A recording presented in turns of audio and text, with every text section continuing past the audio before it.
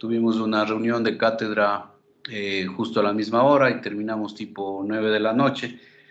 Y Christopher me pidió de que no comencemos clases esa noche porque creo que tenían examen de otorrino al siguiente día y se hacía muy tarde, ¿no es cierto? Algo así era.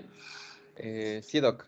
Sí, por eso Y mismo con fue. mi cirugía, que pensé que realmente iba a poder manejarlo un poco mejor, pero no, realmente sí me quedé un poquito más desconectado por la medicación, entonces estaba un poco mareado y fatigado, entonces no pudimos hacerlo. Vamos a tratar de atraparlo, gracias por darme ese espacio. Vamos a continuar con la materia. Voy a compartir la pantalla, me confirman si la están viendo. Está abriéndose. Sí, Doc, sí se ve la pantalla. Y ya, ahora lo que quiero es, ven la exposición, fractura en niños. Sí, Doc. Sí, Doc. Ya. Bueno, perfecto. Entonces, ahora pueden ustedes apagar los micrófonos, mantengan las cámaras encendidas para poder verlos y vamos a continuar. La vez anterior vimos lo que era la fractura en los adultos, un poco la anatomía, las diferentes partes del tipo de fracturas y la famosa clasificación de la AO, ¿no? Que quiere decir, es la clasificación de Müller y Cherne, que son los autores que hicieron de la clasificación, que es Asociación de los Estudios de la Ortopedia Pediátrica, por eso se llama AO, y es la que más se utiliza, al menos en nuestras latitudes. En Europa no usan mucho esa clasificación, usan otras que también son buenas, pero es la que nosotros usamos en nuestro medio, por lo cual vamos a seguir manejando. Pero un capítulo aparte se merece en lo que es fractura en niños, ¿no? Aquí sale completamente el esquema, porque incluso la clasificación AO tampoco entra dentro del grupo de clasificación, principalmente porque la característica biomecánica del hueso de los niños es muy diferente, principalmente por la presencia del cartílago del crecimiento, la fisis. Recuerdan que en la clase anterior les mostraba lo que es la fisis, el cartílago de crecimiento. Tiene otros epónimos, ¿qué más? Fisis, cartílago de crecimiento, sí, eso principalmente.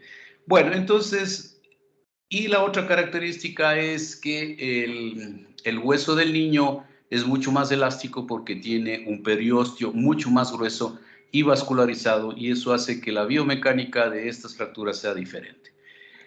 Entonces, aquí les tengo unas diapositivas, un poco cómo es que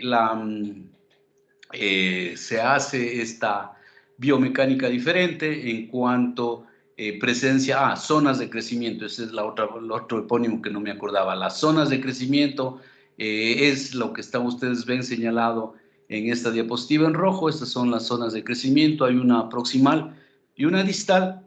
Y ustedes ven en el gráfico de acá abajo cómo tiene una gran vascularización esta zona de crecimiento. Entonces, como les decía, la presencia de un cartílago de crecimiento y perióstico grueso hace la diferencia del tipo de fracturas y el comportamiento biomecánico de dichas fracturas. El hueso en el niño es menos mineralizado, por lo tanto es mucho más elástico. Tiene, como les decía, una vascularización abundante, por lo cual tiene una mayor absorción a las cargas.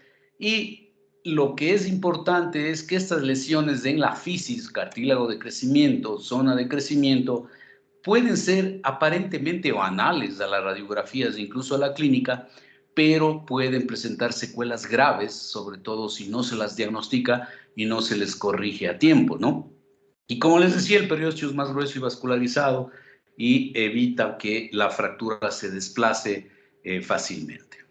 Aquí ustedes tienen, miren cómo en esta gráfica, la gran abundante cantidad de vasitos, ¿no? Miren ustedes el periósteo que está recubierto con esta línea amarilla, es mucho más grueso, y el cartílago de crecimiento tanto proximal como distal en la zona metáfiso-epifisiaria. ¿Cuál es la ventaja de de este tipo de fracturas en los chicos es que tienen una consolidación mucho más rápida. Hay que actuar rápidamente si nosotros queremos hacer que ese hueso quede correctamente alineado. Tenemos que tratar de inmovilizarlo, si es que es necesario reducirlo. Reducirlo quiero decir ponerle en la posición más anatómica, porque en 15 días, 20 días estas fracturas están consolidadas. Por lo tanto, existe muy poquita pseudoartrosis, que ya veremos a posteriori qué es este término, pero pseudoartrosis es la incapacidad, que tiene un hueso de seguir consolidando. Ya llegó a su punto máximo de consolidación y no consolida más y se queda sin consolidarse.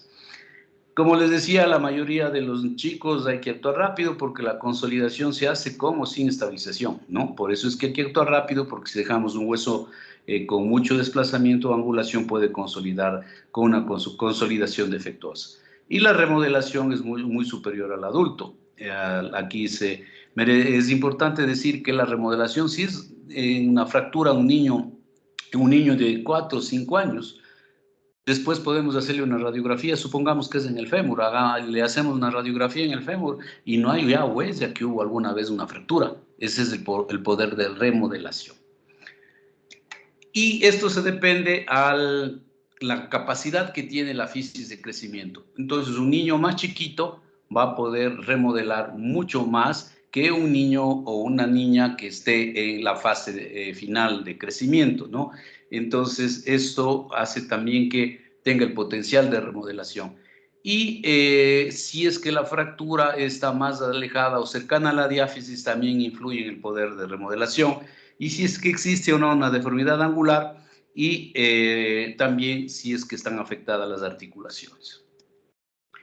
Esta es la clasificación de la fractura de los niños. Como les comencé diciendo, la O no entra aquí dentro de la clasificación en niños, y tienen esta clasificación en las que vamos a ir viendo una por una. La primera es la deformación plástica, ¿no? Exclusiva en los niños. Pongo esto porque alguna vez ya me ha pasado en que me dicen, tengo un chico de 18 años con una deformación plástica de cúbito y radio. 18 años, yo diría, deformación plástica, entonces como que no va. Pero claro, si me dicen un niño entre los 4 y 9 años de edad tiene una deformación plástica, tiene su lógica. Generalmente la deformidad plástica en las radiografías se le visualiza como una compresión en la concavidad. Si están viendo mi cursor, ¿no es cierto? ¿Sí ven mi cursor? Sí, Doc. Sí, Doc. Ya. Compresión en la concavidad y una tensión en la convexidad, ¿no? Por ejemplo, esto se da más en cúbito y radio, tibia y peroné. Es la deformación plástica, la primera de las clasificaciones o el tipo de fracturas que existen en los niños. Aquí ustedes pueden ver en las diapositivas, en las RX, tanto una radiografía AP y lateral, como el hueso está incurvado, está deformado, pero sin fractura, ¿no? Entonces dirán, a esta angulación, si nosotros medimos esta angulación debe estar por ahí por los 35, 40 grados, pero ustedes ven cómo las corticales se mantienen intactas y lo que está el hueso es incurvado en forma de una deformidad plástica sin que haya una fractura. Entonces esa es la primera característica de la fractura en los niños. Luego tenemos la fractura en rodete, ¿no? Es una compresión en la unión diáfiso-metafisiaria. Para que sea rodete necesita estar en la unión diáfiso-metafisiaria.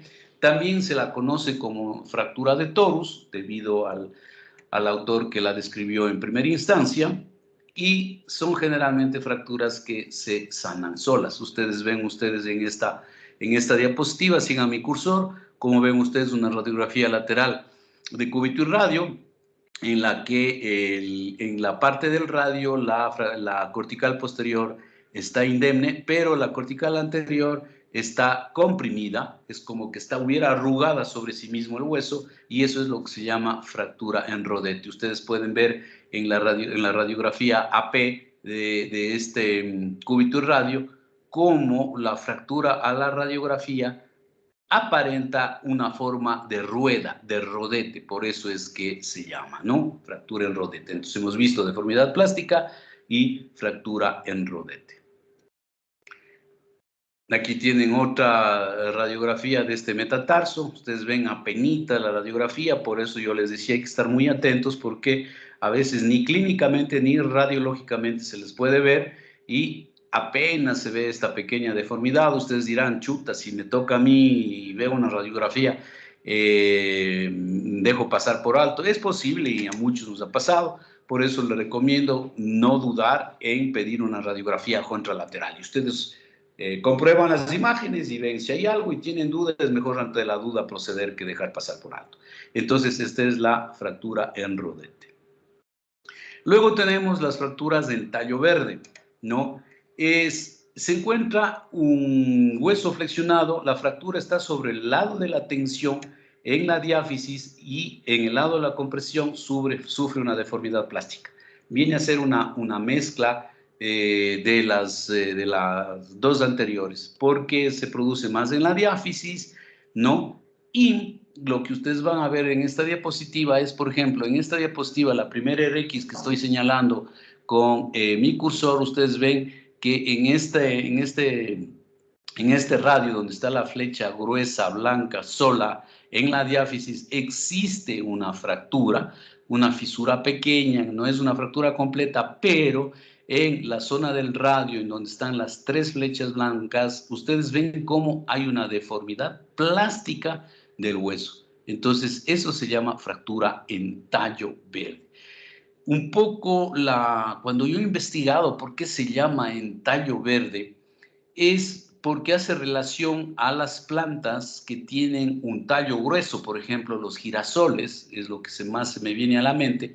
Si por haber razones tuvo un golpe esa planta, se fractura se rompe una de las corticales, diríamos así, una del un lado, y lo que hace la planta es angularse, ¿no? No es que se desplaza ni se suelta completamente, salvo si cortamos con cuchillo, que ya es otra cosa, pero si no, la planta se encurva y tiene esa reacción de mantenerse, incluso la planta puede seguir viva a pesar de que esté completamente incurvada. Hace relación a este tipo de comportamiento de las plantas la fractura en tallo verde. Ustedes ven en esta radiografía que ya les mostré, una radiografía pequeña en rodete, pero con incurvación plástica apenitas en esta zona del radio, ¿no?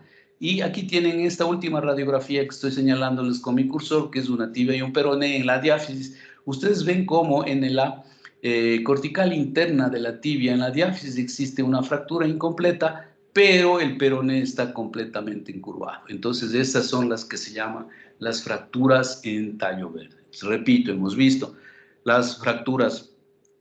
Hasta ahora, ¿quién me puede repetir las fracturas que hemos visto? La primera se llama deformidad plástica. Deformidad La plástica. segunda, Deformidad plástica. En rodete. en rodete, la fractura en tallo verde, En ¿no? tallo verde. Exactamente, sí. Esto es más Doc, sí. Doc, disculpe una pregunta. En cuanto a esta fractura en tallo verde, también está como, por ejemplo, en la primera imagen, creo que el radio es el que está fracturado, ¿no es cierto? Y el cúbito es como que tiene una deformidad plástica. Entonces, ¿la fractura en tallo verde está compuesto como que por esos dos parámetros o ahí están como dos tipos de fractura en el brazo? Exacto, buena pregunta. Existen dos tipos de fracturas, ¿no? Hay una fractura en tallo verde del cúbito y de una deformidad plástica del radio. O sea, hay esas dos fracturas. Está bien lo que tú dices. Allá, Doc, gracias. Sí, es lo que puede verse, ¿no? Ahora tú me dirás, ¿siempre se ve eso? Depende, no siempre, puede haber simplemente una fractura en tallo verde en un solo hueso y la otra mantenerse en deformidad plástica, sí, o puede ser ya una fractura completa con desplazamiento dependiendo del grado de energía con la que se haya producido el trauma. ¿Alguna otra inquietud, pregunta? Recuerden que estas fracturas es en los niños pequeños, ¿no? Pregunta. ¿Por ahí escuché algo? Sí, una pregunta. ¿A qué se refieren en las fracturas cuando dice que necesita o no necesita reducción? La reducción es el término médico que utilizamos para decir que nosotros hemos actuado para poner los trazos fracturarios borde con borde, o sea, lo más anatómico posible. Eso se llama la maniobra de reducción. Recolocar cualquier lesión en su sitio, hablando de fracturas, incluso en las luxaciones. No sé si recuerdan la clase que mostró el compañero del hombro, cómo hacíamos las maniobras de reducción para ponerle el hombro en su sitio. Entonces, en los adultos, una fractura que está angulada, sí o sí tenemos que sedarle, a lo mejor ponerle una placa, un tornillo o algo para afrontar los bordes lo más anatómicamente posible. Y si la fractura es incompleta, a lo mejor con una sedación, con una anestesia, hacemos alguna maniobra para ponerle los bordes juntos y corregir las deformidades angulares. Porque en el adulto, si se consolida así, y es feo ver a un fémur, una tibia, un peroné, y suele pasar en las fracturas de muñeca. No sé si han visto a veces de nuestros abuelitos, personas de la tercera edad, que han tenido una fractura de muñeca, como no hicieron nada por X razones, la muñeca les quedó deformada, ¿no? Entonces, para evitar eso es que se necesita en los adultos hacer esas maniobras de reducción.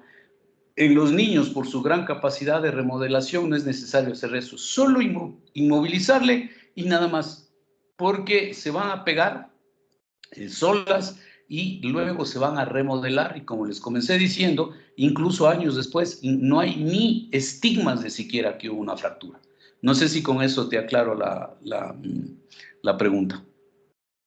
Sí, doctor, gracias. Ya. Bueno, entonces, como todo, tampoco es que no haya fracturas completas. En los niños hay fracturas que son completas.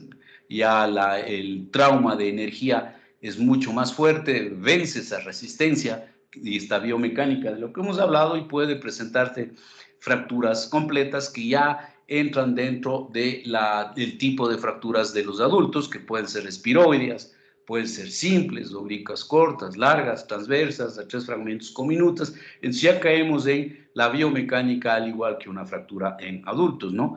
Aquí tenemos algunos ejemplos para mostrar igual este cúbito y radio.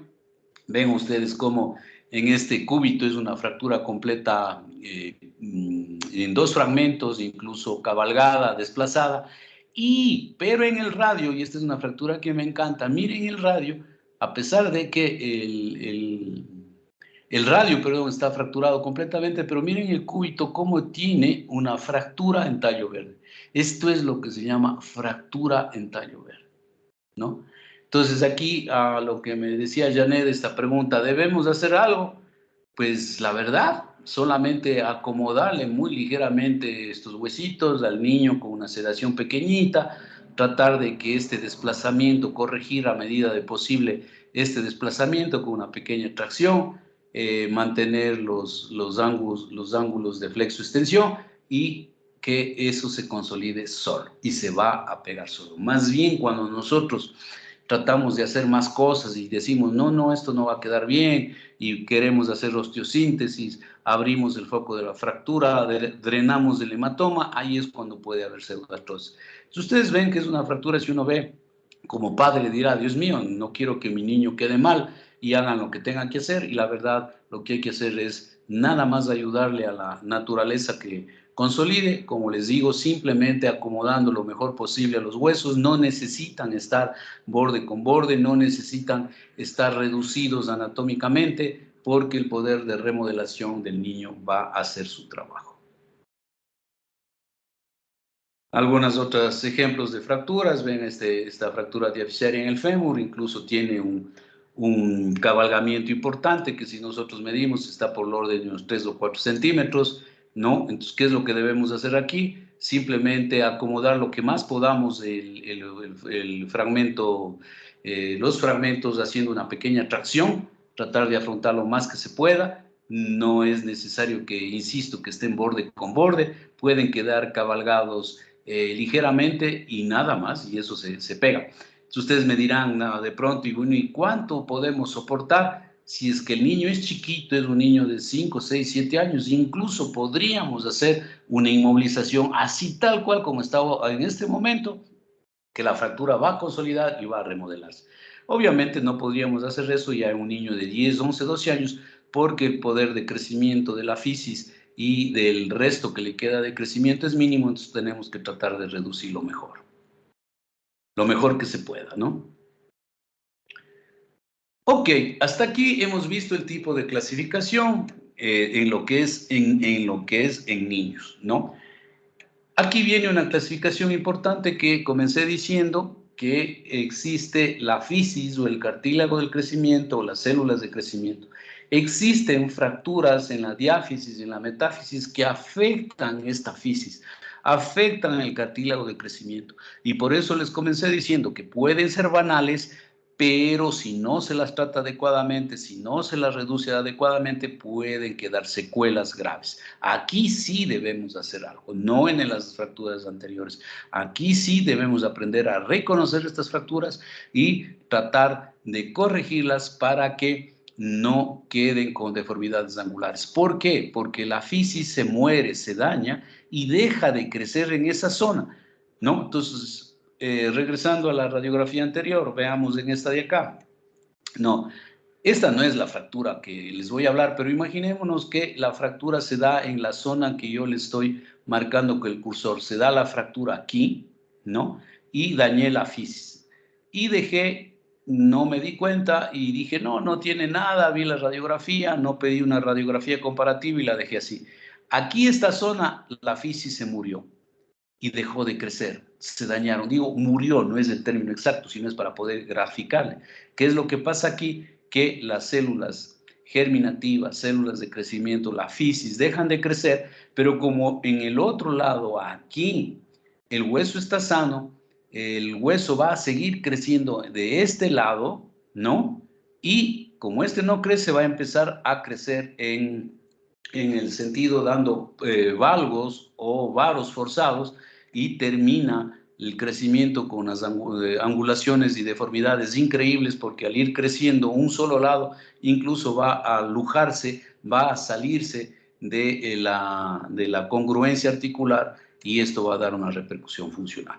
Es por eso que nosotros tenemos que reconocer estas fracturas fisiarias, siempre pensar en un niño con cartílagos de crecimiento, siempre pueden preguntarse de que si hay o no y en este caso pedir los exámenes necesarios o advertir a los familiares o a los pacientes, no dejar pasar por alto, acudir donde el especialista para que el especialista pueda confirmar o descartar esta lesión. Esa es la obligación de nosotros y ese es un poco el mensaje que quiero darles con esta charla. Perdón.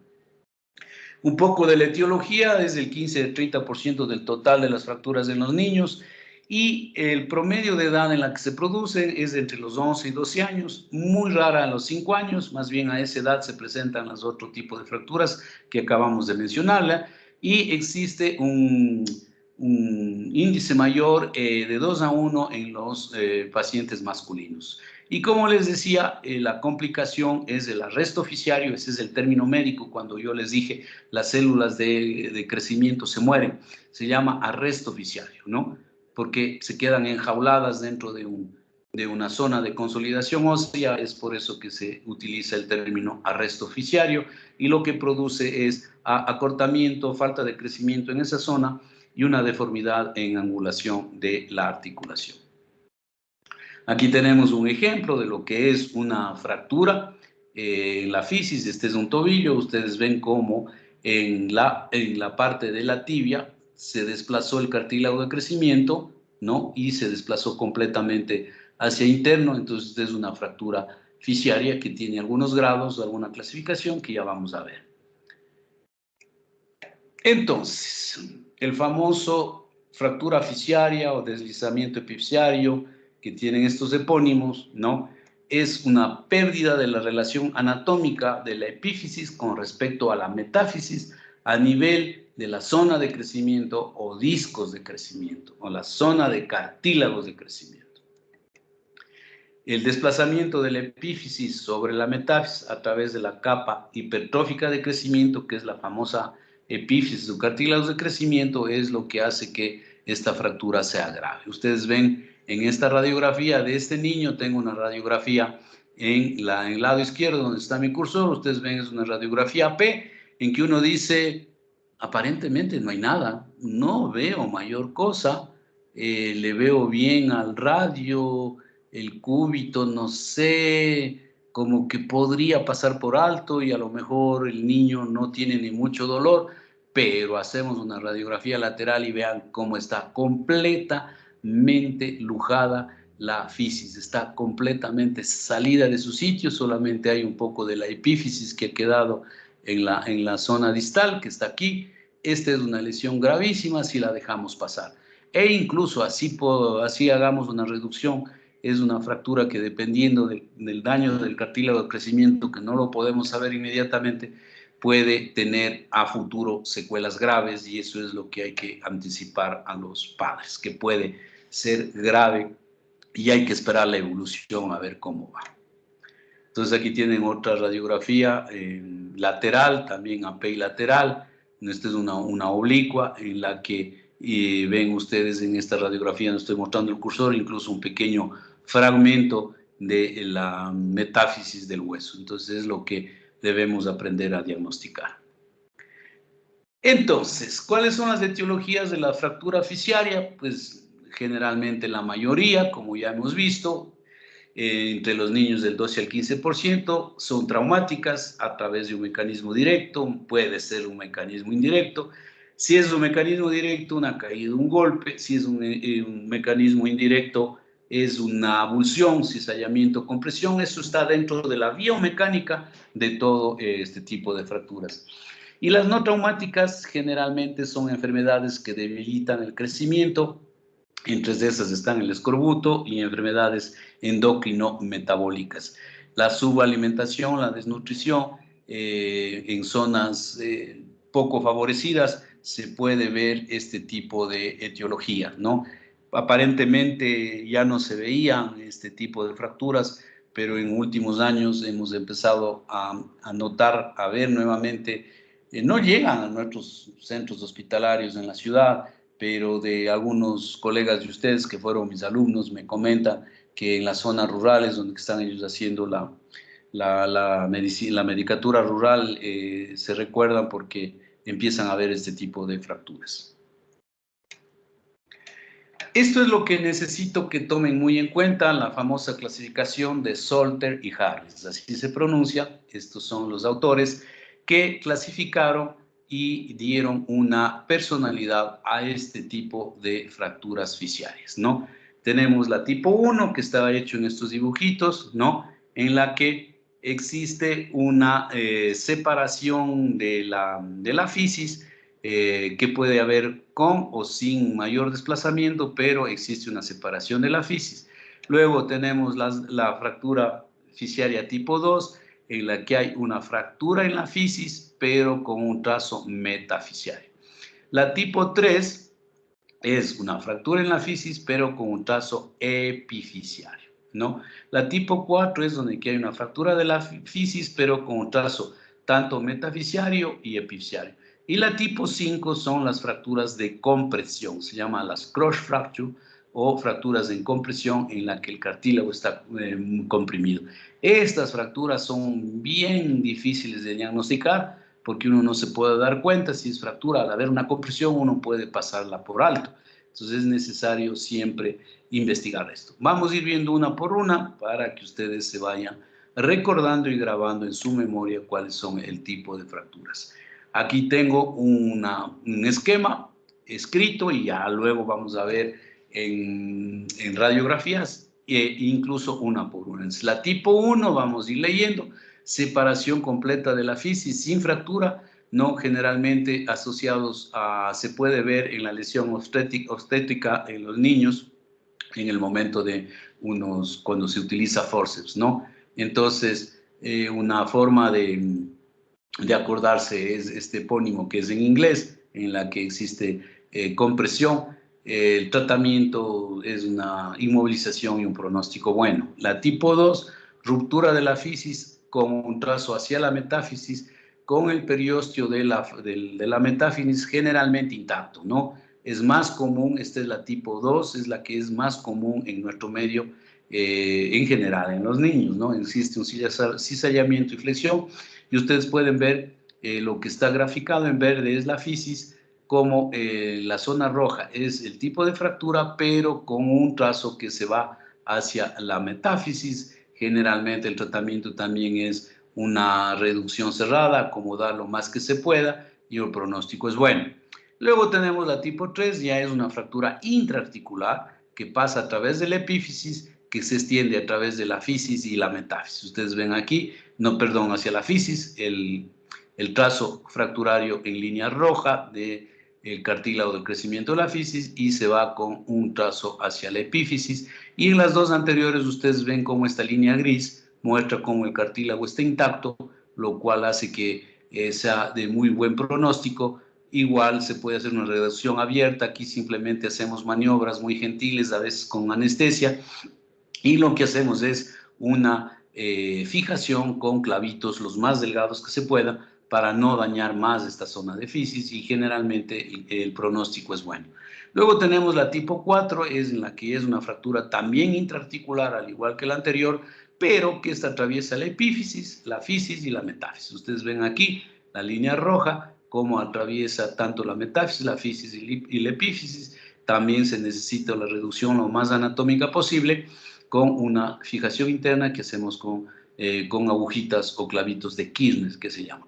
Pero este sí ya tiene un pronóstico malo. A pesar de que hagamos lo más anatómico posible, este tipo de fracturas generalmente siempre pueden causar deformidades angulares o de acortamiento en el miembro afecto. Y la tipo 5 es un aplastamiento de toda la fisis, ¿no? Que son difícilmente diagnosticables, no se les puede ver, y se produce un aplastamiento en toda o en la totalidad de la fisis, ¿no? No siempre es que toda la fisis está comprimida, puede estar la mitad de la parte interna, la parte externa. La forma del tratamiento es evitar la carga y generalmente no tenemos más que esperar que termine el crecimiento para tratar las secuelas. No sé si alguna vez han dicho, sí, que mi hijo se fracturó y que el médico dice que no puede hacer nada hasta cuando termine el crecimiento, y ahí para ver qué hacemos. Lamentablemente es así, ¿no? Porque tratar de hacer algo aquí haríamos más daño, entonces es preferible disminuir la carga, inmovilizar el miembro y decirle veamos cómo va con los años que viene, y tratar las secuelas. Esto es muy difícil de escuchar y decir como médico a los padres y los padres que tengan que escuchar. El pronóstico es malo porque existe una supresión del crecimiento y obviamente la deformidad, existe un arresto oficiario completo para ya ir utilizando los términos médicos adecuados. Entonces, vamos a ir viendo ahora una por una. ¿Hasta aquí alguna duda, pregunta? No estoy yendo muy rápido. Ok. Bueno, entonces, a ustedes ahí tienen en el gráfico de la fractura de Salter y Harris tipo 1, que es una fractura a través del cartílago de crecimiento. Como ustedes ven en esta gráfica, se ha producido la fractura en toda la fisis, en la zona de crecimiento, con un ligero desplazamiento. Generalmente es una fractura en forma transversa que se da en los niños pequeños. Como decía, a veces no pueden tener mayor desplazamiento y pueden estar completamente en la radiografía completamente anatómicas, pero existe una fractura de la fisis. Siempre hay que ver la parte clínica y el pronóstico es bueno si es que nosotros inmovilizamos adecuadamente y descargamos esta lesión. Esa es la tipo 1, vamos a ir viendo unos ejemplos.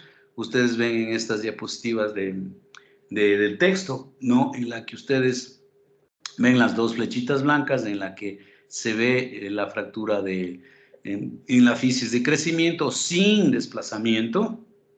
Y ustedes dirán que esto es difícil porque me dan a mí una radiografía, a lo mejor me dejo pasar por alto. Insisto, ver un poco la clínica y el antecedente traumático, y no tengan dudas de pedir una radiografía contralateral que ustedes van enseguida a encontrar el diagnóstico. Aquí tenemos otras fracturas de texto, ¿no? En las flechitas, como se ve la fractura en el cartílago de crecimiento, y ustedes ven la evolución después, en esta diapositiva B, cómo ya se hizo la consolidación adecuadamente. Igual en esta diapositiva anterior, en el AD, cómo se hizo la consolidación adecuada. Inmovilizando adecuadamente y descargando, en este caso en la tibia, descargando el miembro, y en lo que fue muñeca, haciendo una inmovilización adecuada. Vamos a ver la tipo 2. Recuerden, la tipo 2 es una fractura que atraviesa toda la fisis, pero desprende un fragmento hacia la metáfisis. Es la que más frecuentemente hay en nuestro medio, que es el 75% del total de las fracturas. Es una fractura metafisiaria en forma oblicua y deja un triangulito, un pedacito, como ustedes están viendo según mi cursor. Fíjense mi cursor, deja un pequeño fragmento que se llama fragmento de Thurston-Holland, ¿no? Fragmento de Thurston-Holland. Este es característico de las fracturas fisiarias tipo 2, y el pronóstico es bueno si hacemos un buen diagnóstico, si inmovilizamos, si ponemos clavitos, dejamos lo más anatómico.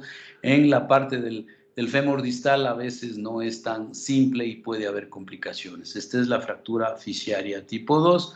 Vamos a ir viendo ejemplos. En este caso, si tengo radiografías de pacientes en la que ustedes ven la flecha amarilla, está el trazo de la fractura. Ustedes ven la fractura viene, casi es idéntica al esquema que está arriba, ¿no? La fractura viene desde interno y se va hacia la metáfisis, generando este fragmento triangular de Thurston-Holland, y lo que hicimos es la reducimos lo más anatómicamente posible y la inmovilizamos con unos clavitos. Ustedes pueden ver incluso en la radiografía de control cómo aquí la cortical no está anatómicamente reducida. Lo que nos interesa es que la fisis sea la que esté correctamente reducida. Entonces, estas son las de tipo 2, las más frecuentes.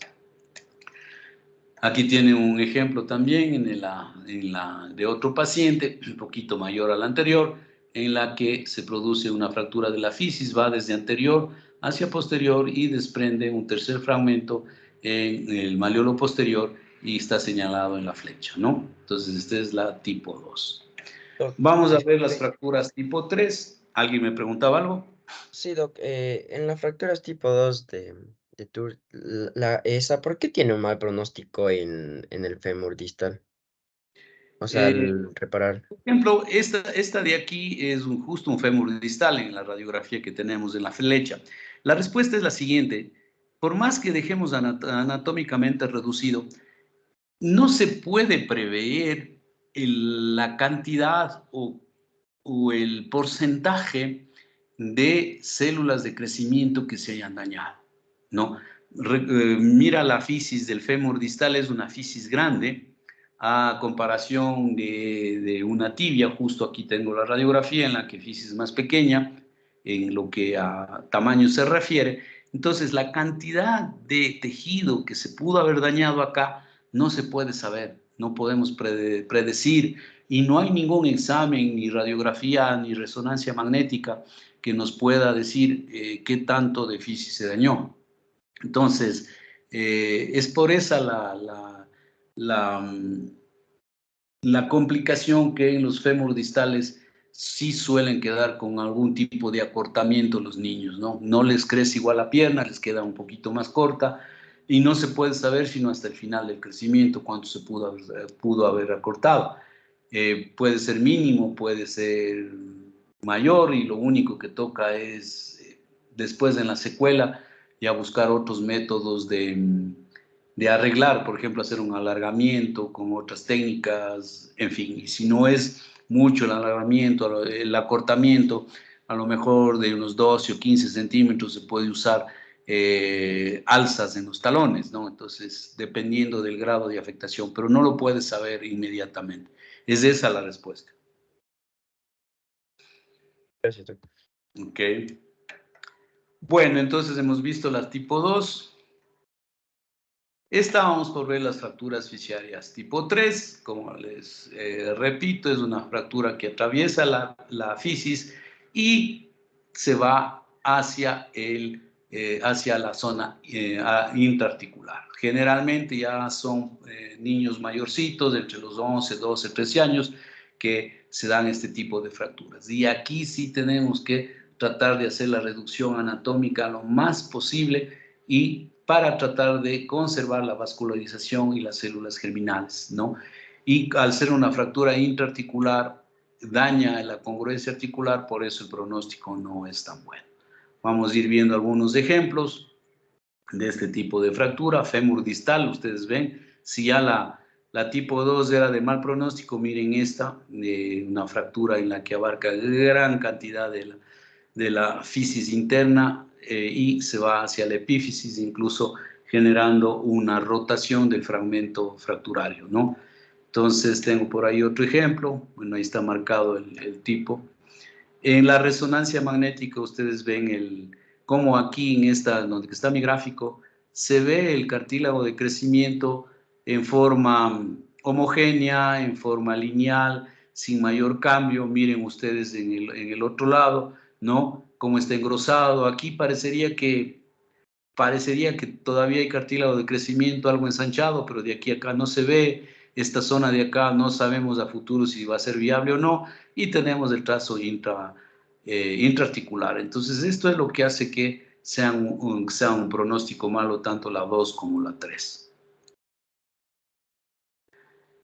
Aquí tienen ustedes un tobillo, ¿no? En la que se produce una tipo 3, ven ustedes del lado interno del malleolo, ¿no? Cómo la fractura está a través de la fisis y se va hasta la zona intraarticular, incluso el fragmento está rotado, ¿no? Tiene un grado de rotación.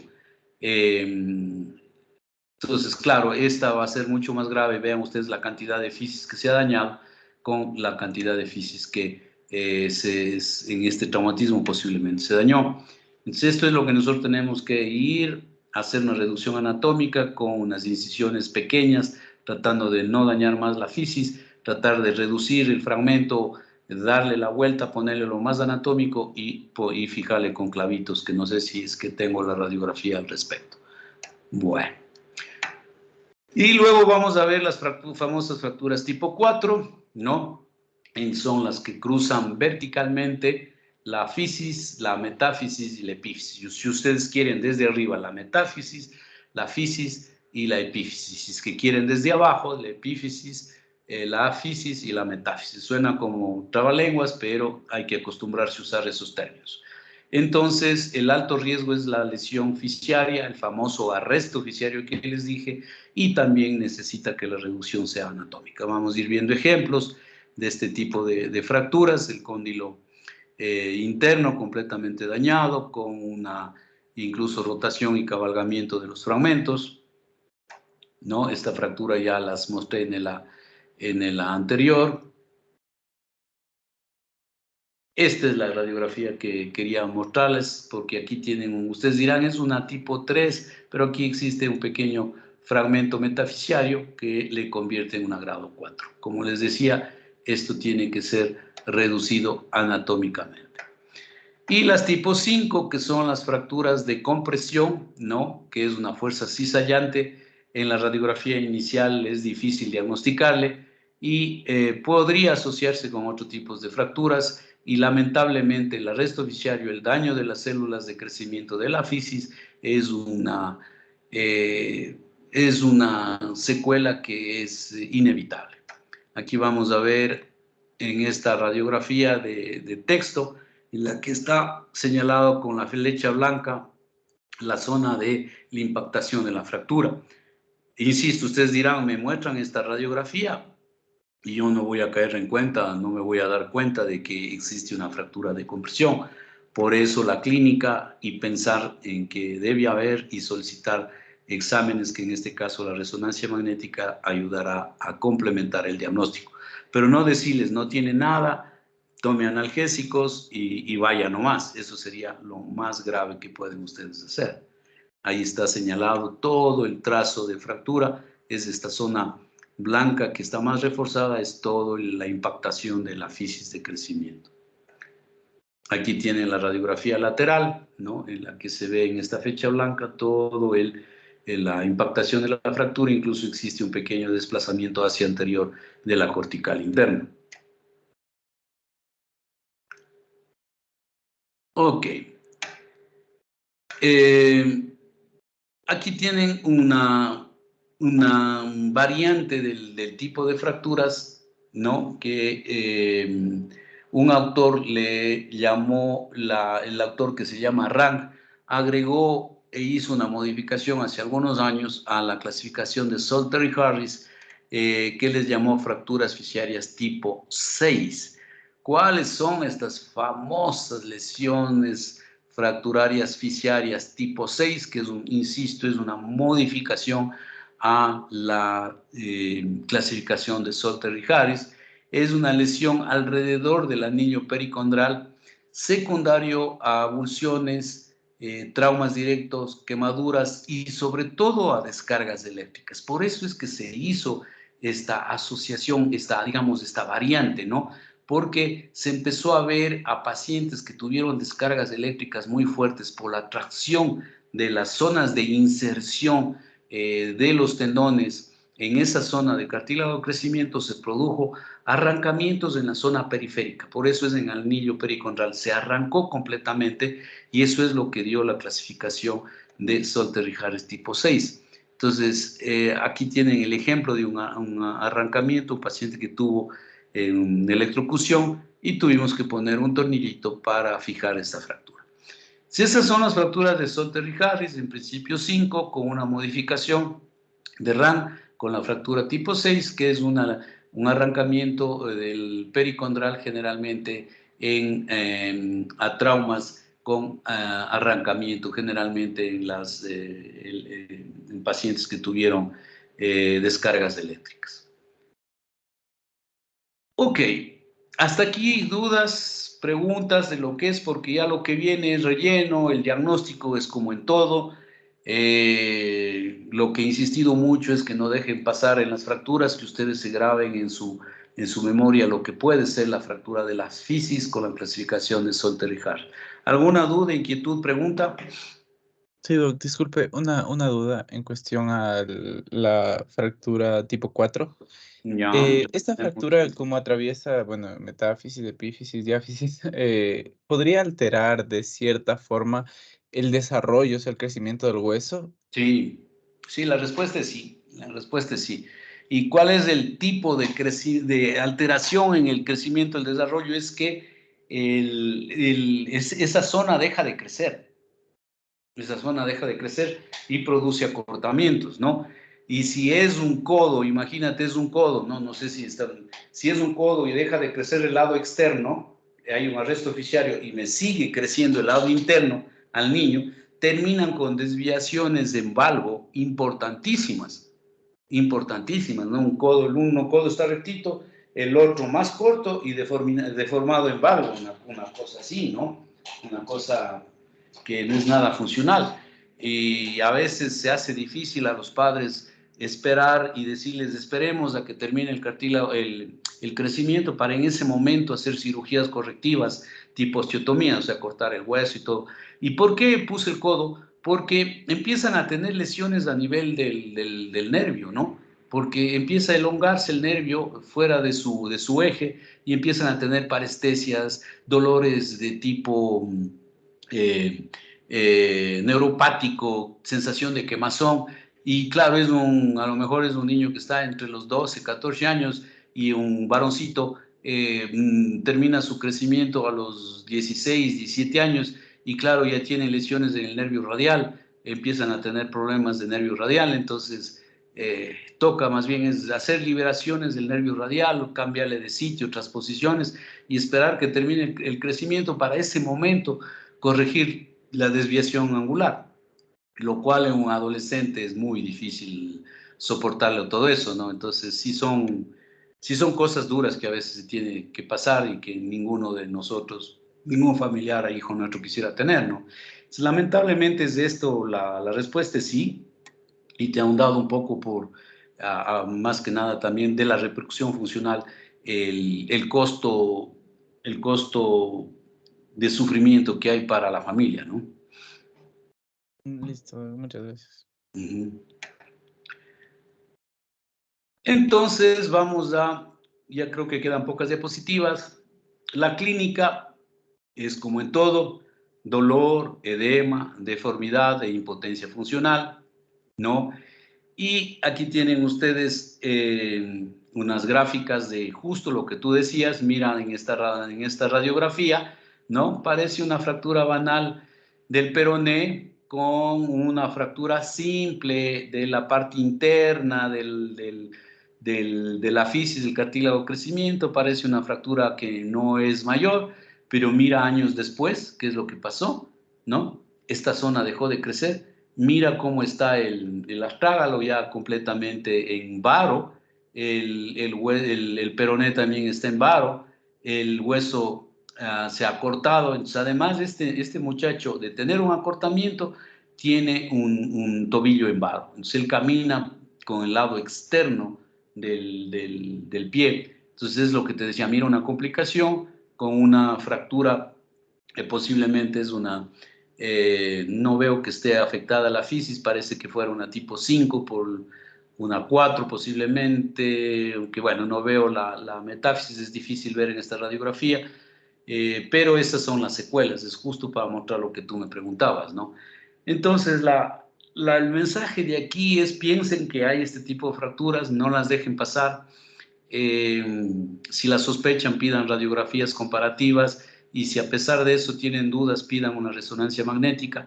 Obviamente, a veces en las circunstancias de trabajo, en las zonas donde que ustedes puedan desarrollar su actividad médica, no van a tener posiblemente todo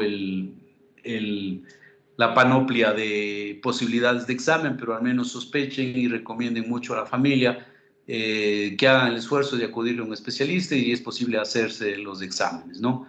Entonces, esto es el mensaje que quería darles, y eso sería todo. Vamos a dejar de compartir. Listo. Y traté de darles una charla rápida, concisa, para que ustedes puedan tener idea, no demorarme mucho para no cansarles. ¿Alguna inquietud, duda, pregunta? Doc, yo tenía una pregunta. Dime. Para controlar el dolor en los niños, bueno, me imagino que se utilizan los analgésicos, pero no sé si se utiliza opioides como en los adultos, como estábamos No, hablando el otro día del tramadol, solo con sí. analgésicos. Solo con analgésicos, paracetamol, que es lo mejor. El ibuprofeno funciona en los niños si es chiquito, pues incluso tienes a nivel de tipo gotero, ¿no? De hasta 200 miligramos cada 8 horas. O si no, también en niños más chiquitos tienes los supositorios de diclofenaco como tratamiento inmediato para analgesia. Tú me dirás: Doc, usted me dijo que no dé AINES en las fracturas, pero recuerda que aquí no se afecta mayormente la cascada de la consolidación, el periósteo está intacto, existe una buena vascularización, entonces es un poco diferente el tratar del adulto con AINES, ¿no?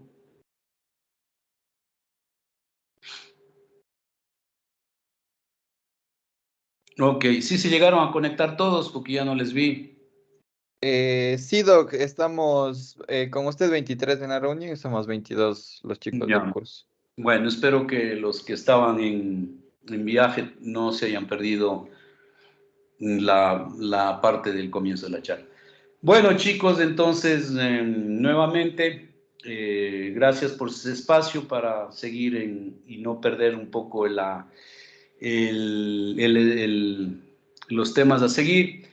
Entonces, en principio nos veríamos nuevamente el día martes a las 8 para seguir la presentación de los temas, y luego nuevamente jueves, ¿no es cierto? Doc, la siguiente semana habíamos quedado para recuperar el día miércoles, por Martes, lo que no martes, miércoles.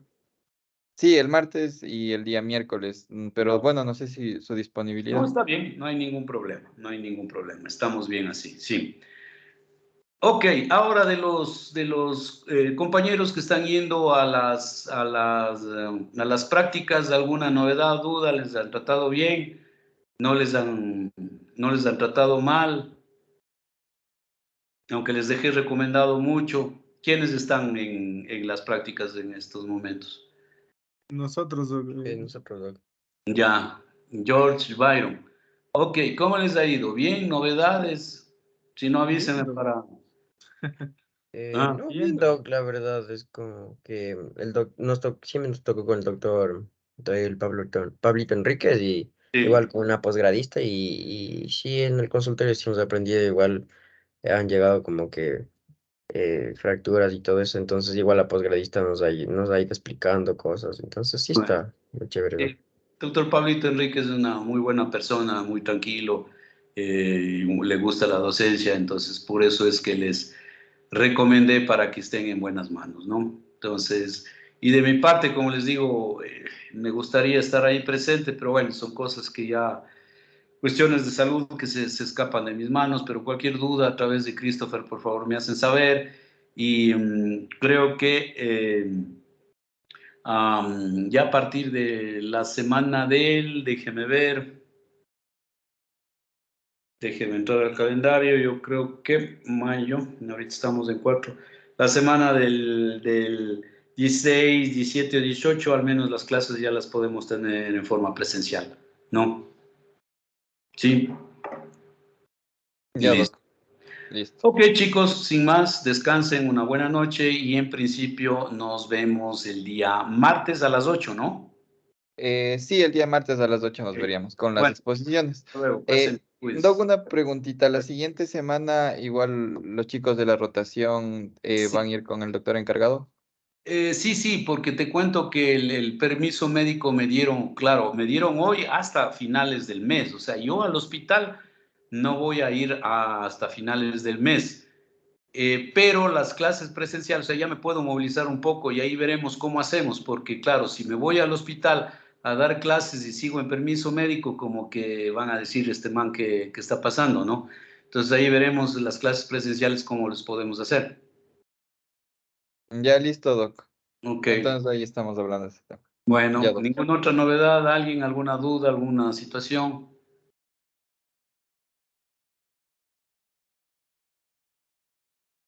Ok, Lo creo que nada extrañan, más. Doc. Bueno, listo pues. Una buena noche. Listo, Doc. Muchas gracias. Que Igualmente, pase Doc. Muchas bien. gracias, Doc. Gracias, Que se Doc. mejore Hasta mucho. luego. Gracias, Gracias, Doc. Doc. Gracias, doctor.